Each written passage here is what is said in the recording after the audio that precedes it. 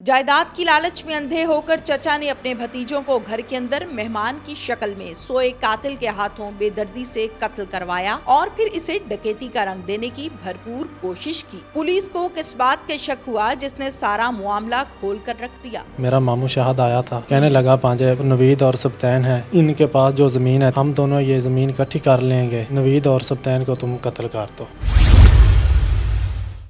Urdu point की videos देखने के लिए हमारा चैनल सब्सक्राइब कीजिए और बेल के आइकन पर क्लिक कीजिए ताकि आप हमारी तमाम आने वाली वीडियोस से बाखबर रह सकें।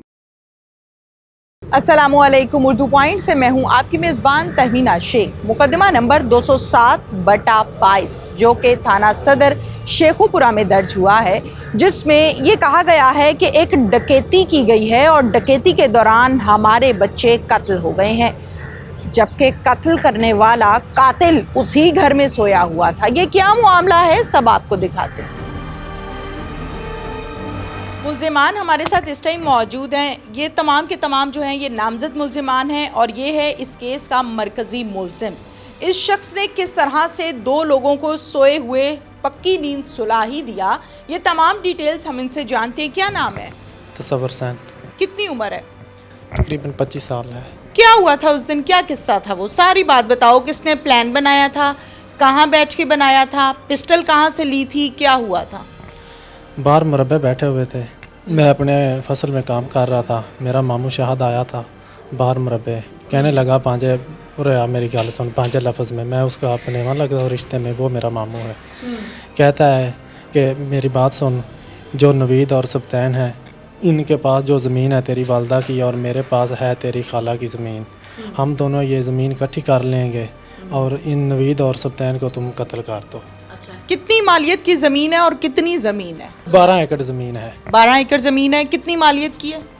मालियत का तो पता नहीं, उधर बैठे मामू ने ये बात की थी और उसके बाद घर चले गए। उसके बाद जब भी बाहर मुरब्बे आते थे तो मामू कहता था कि इन दोनों को कत्ल कर देना है। गुनाहगार मामू शाहिद है, हैं? मामू शाहिद ने करवाया है कत्ल। पुलिस ने दस देना सी मामू शाहिद इंज कह रहा है। उसने कहा था कि किसी को बताना नहीं।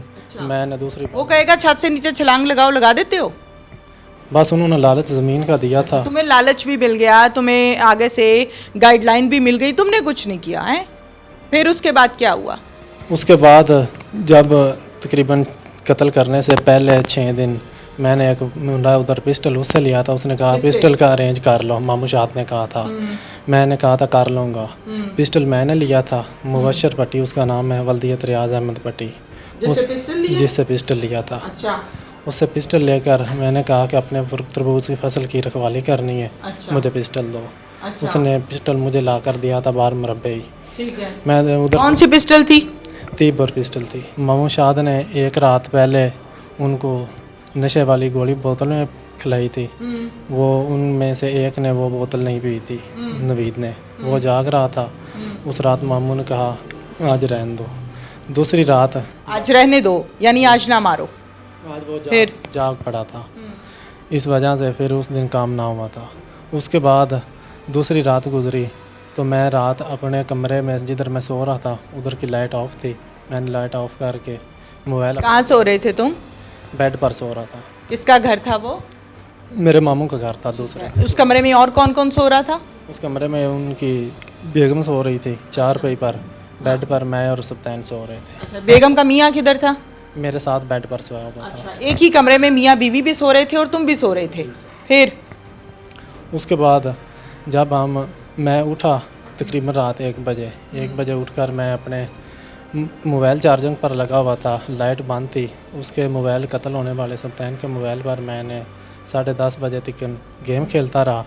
गेम के बाद मैं जाग रहा था। उसके बाद उठकर दूसरे कमरे में गया जिस कमरे में मामू सो रहे थे शायद। उनको उठाया, मैंने कहा मामू सब सो गए, ऊपर उठो। उधर से मामू उठे, मामू नवीद के कमरे में चले गए। मामू ने नवीद को कत्ल कर दिया और मैंने इधर आकर सब्तैन को 2 फायर मार दिए। सर कहाँ फायर मारे? नवीद ने फायर। मैं आपकी बात पूछ रही हूँ, आपने फायर कहाँ मारे? मैंने सर पे फायर मारे थे। उस फायर की आवाज़ से घर वाले बाकी जागे नहीं? आसपास के लोग नहीं जागे? जो पहले फायर मामू ने किया है बाद में फायर मैंने किए हैं। अच्छा। जब हम मामू भांजा दोनों बार भाग कर निकले, हमने उधर शोर मचा दिया, रौला पा दिया घर में कि इधर आदमी निकल गए हैं बाहर गेट पर। डकैती का रंग किसने दिया इस सारे कत्ल को? मामू ने जो घर में आयशा थी उसको भी समझा लिया कि इधर घर में जो ये काम हुआ है इसका आपने कहना है कि फ़लाँ फ़लाँ शफ़क़त, फ़रूक, शबीर, जहांगीर वगैरह आए हैं, इन्होंने किया है। मामू ने कहा था कि पुलिस को कॉल किसने की? पुलिस को ज़ाद ने कॉल की थी। क्या कहा पुलिस को? पुलिस को ज़ाद ने कॉल की थी कि घर में फायरिंग करके मुखालिफ पार्टी कत्ल कर गई है। इससे पहले कितने लोग मारे हैं तुमने? नहीं मैडम, कोई भी नहीं। कोई नहीं मारा? नहीं। इससे पहले कितने पर्चे हैं तुम पे? 124 का पर्चा है बस। अच्छा, एक ही पर्चा है इससे पहले, और अब ये है 302 में हो। जी हाँ? जी। तुम्हारा क्या नाम है? जहांगीर। क्या जहांगीर। किरदार है इस केस में? हमें कुछ पता नहीं मैडम। हाँ? कुछ पता नहीं। कुछ पता नहीं है। हुआ क्या? हथकड़ी कैसे लग गई? ਇਹਨਾਂ ਨੇ ਖੁਦ ਹੀ ਕਰਕੇ ਸਾਡੇ ਤੇ ਪਰਚਾ ਦੇ ਛੜਿਆ, ਅਸੀਂ ਪੇਸ਼ ਹੋ ਗਏ। अच्छा। ਹਾਂਜੀ। तुम्हारा क्या नाम है?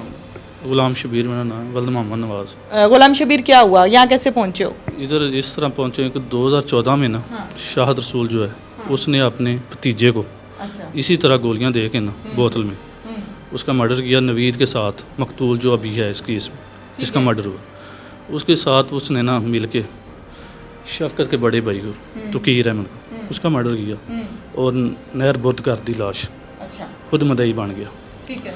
खुद जब मदई बना उसके बाद उसने फिर केस को उलझाना शुरू कर दिया। ठीक है। हमें मेरी खाला है वो सास भी है, उलझाता उलझाता उसने ना इसके बाद खाला खुद मदई बनी। नहीं, पुलिस ने लाश नहीं निकाली नहर से, कोई केस को ट्रेस नहीं किया। मैं आपको बताता हूँ ना, खाला कहती है मैं खुद मदई बनूंगी इस केस की। खाला ने सेशन से आर्डर कराए, उसने जाके हाई कोर्ट से स्टे ले लिया। अच्छा। स्टे लेने के बाद वो नामजद मुलजम हो गए।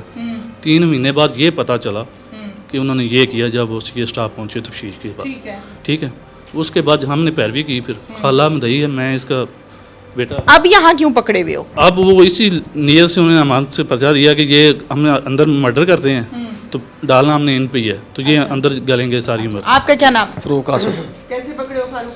क्या किया है तुमने? ਕੁਛ ਨਹੀਂ ਕੀਤਾ ਮੈਂ यहाँ कैसे आए हो फिर? ਮੈਮ ਤੁਹਾਨੂੰ ਇੱਕ ਦੇ ਬਾਅਦ ਜਿਸ ਕਤਲ ਹੋਇਆ ਨੇ ਬਾਅਦ ਵਿੱਚ ਸਾਨੂੰ ਪਤਾ ਲੱਗਾ ਸਾਡੇ ਤੇ FIR ਹੋ ਗਈ, ਅਸੀਂ ਜਾ ਕੇ ਪੇਸ਼ ਹੋ ਗਏ फिर ਬਸ ਜਨਾਬ ਸਾਡਾ ਕੋਈ ਗੁਨਾਹ ਨਹੀਂ, ਅਸੀਂ ਤੁਹਾਡੇ ਕੋਲ ਆ ਗਏ ਬਸ। तुम्हारा क्या नाम है? शफकत अली। शफकत अली। क्या किया है तुमने? कुछ भी नहीं मैडम, फिर कैसे पकड़े गए हो? वैसे ही चाचू ने पर्चा करा।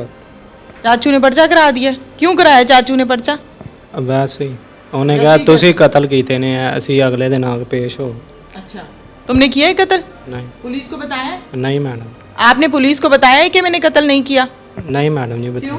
मैं ਅਸੀਂ ਆ ਕੇ ਪੇਸ਼ ਹੋ ਗਏ। हाँ। पेश होके क्या किया? बात नहीं हुई किसी पुलिस के अफसर से? ਹਾਂਜੀ ਹੋਈ, ਉਹਨਾਂ ਨੇ ਕਿਹਾ ਤੁਸੀਂ ਕੀਤਾ, ਮੈਂ ਕਿਹਾ ਜੀ नहीं मैं नहीं ਕੀਤਾ। नाज़रीन, मुल्ज़िमान के बयानात आपके सामने हैं। इस हवाले से डीएसपी साहब क्या कहते हैं कि असल हक़ाइक़ क्या हैं, ये कत्ल क्यों हुआ और ये ज़मीन कितनी मालियत की थी, किस शख्स ने किस शख्स से कत्ल करवाया, असल हक़ाइक़ आपके सामने रखते हैं। डीएसपी सदर शेखुपुरा राना इकबाल साहब मेरे साथ इस टाइम मौजूद हैं। इस केस को उन्होंने बड़ी शफाफियत के साथ बहुत जल्द और बहुत मेहनत करने के बाद ट्रेस किया। असल हक़ाइक़ क्या छुपाए गए और क्या कहानी है, कानूनी कार्रवाई किस हद तक की गई है, ये हम राना इकबाल साहब से जानते हैं। अस्सलाम वालेकुम। वालेकुम सलाम, बिस्मिल्लाहिर्रहमानिर्रहीम। असल में ये एक खामन ने 2 बीवियां की शादी की, 2 औरतों से शादी की हुई थी। तो उसका एक भाई है शाहिद नामी, जो हर सूरत में ये चाहता था कि वो किसी न किसी तरीके से इनको आपस में इनकी लड़ाई हो जाए और ये जो बच्चे हैं इनका कोई नुकसान हो, ताकि वो जो ज़मीन है या जायदाद है उस पे वो कब्ज़ा जमा सके और उसकी बहन का जो हिस्सा है वो भी उसको ना देना पड़े अपने उसको बहनोई को। ठीक है। उस सिलसिले में उसने कुछ अर्सा कबल 2-3 साल अरसा कबल उसने एक अपने उसके बेटे को मर्डर करवा दिया दूसरी बीवी में से। ठीक है। उसका मुकदमा भी उस पर दर्ज हुआ और ख़ुद ही उसका मदई बन गया। उसमें फिर उसकी जो वालदा थी मकतूल की, उसने सारी मेहनत करके खुद मदई बनी और ये 2-3 साल जेल में रहे। अब वापस आने के बाद इसने फिर एक ये मामला है 2000 साल 3 साल कबल का। 3 साल कबल। ओके। तो इसके बाद इसने आकर ये प्लान किया कि वो प्लान तो तकरीबन इसका जो कामयाब ना हो सका, अब इस प्लान में भी इंशाल्लाह ये कामयाब नहीं होगा कि इसने ये प्लान किया था कि अब जो है हम इन बच्चों को ही मर्डर करवा देते हैं जिनको हिस्सा जाना है। ठीक है, ताकि ज़मीन देनी ना पड़े, ज़मीन देनी ही आगे ना जाए। आगे ठीक ना है। जाए। तो इसने ये एक तसव्वुर नामी आदमी जो इसका रिश्ते में बांझा है और इसको तैयार किया कि आप इन दोनों को मर्डर कर दें, ये ज़मीन जो है आपकी माँ की तरफ से आनी है वो मैं ले लूँगा और जो आपके भाई की तरफ से आनी है वो हम आपको छोड़ देंगे। ठीक है, मैं नहीं लूँगा आपसे। ठीक है। इस सिलसिले में इसने बाकायदा एक प्लान तैयार किया कि इसको एक बुखार हो जाता है, एक दिन होता है एक दिन नहीं होता, इसको उनके घर में सोने के लिए जगह दी, इसको पिस्टल लेकर दिया, गोलियां लेकर दी और इसको उसने मुकम्मल तैयार करके उस घर में सलाया और वकूआ के रोज़ इसने उसी घर में सोया हुआ था। वहाँ से उठा, बहुत बड़ा किला नुमा घर बना हुआ है, वहाँ आने जाने का रास्ता ही नहीं किसी तरफ से। इसने पहले एक बच्चे के सर में गोली मारी है और वो तो हिल ही नहीं सकता था यकीनन, और उसके बाद फिर इसने जो है दूसरा जो भाई था जिसके कमरे में सोया हुआ था भागकर उस कमरे में गया है।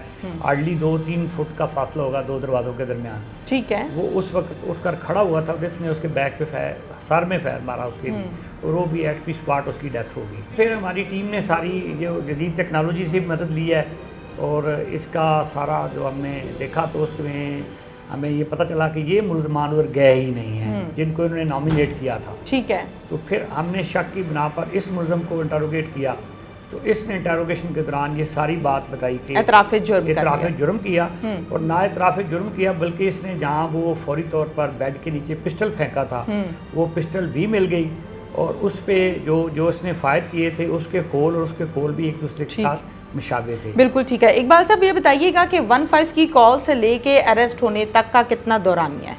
ये तकरीबन हमारा जो है 15 की कॉल से लेकर ये 3 या 4 डेज़ में हमने इस केस को ट्रेस किया है। ठीक है। और वो जो मुल्ज़मान उन्होंने बेगुनाह पकड़ाए हुए थे वो तो बिल्कुल ही बेगुनाह थे, उन्होंने अपनी सफाई भी दी है में कि हम बेगुनाह हैं। कुल ज़मीन कितनी मालियत की है अंदाजे के मुताबिक? 12 एकड़ ज़मीन है, कोई 2 करोड़ 2.5 करोड़ की ज़मीन होगी, इतनी मालियत तो नहीं है इंसान की कीमत के बराबर। बिल्कुल। ये बताइए इकबाल साहब के इसी ज़मीन की खातिर आज से कोई 2-3 साल कबल भी कत्ल हुआ और इसी ज़मीन की खातिर अब ये दूसरा कत्ल हुआ, यानी टोटल 3 मर्डर हुए। वजह या रात क्या थी? ये ज़मीन। ऐसे ही बहुत शुक्रिया आपका। इसके साथ ही नाज़रीन अपनी मेज़बान तहमीना शेख को इजाज़त दीजिए। अल्लाह हाफ़िज़।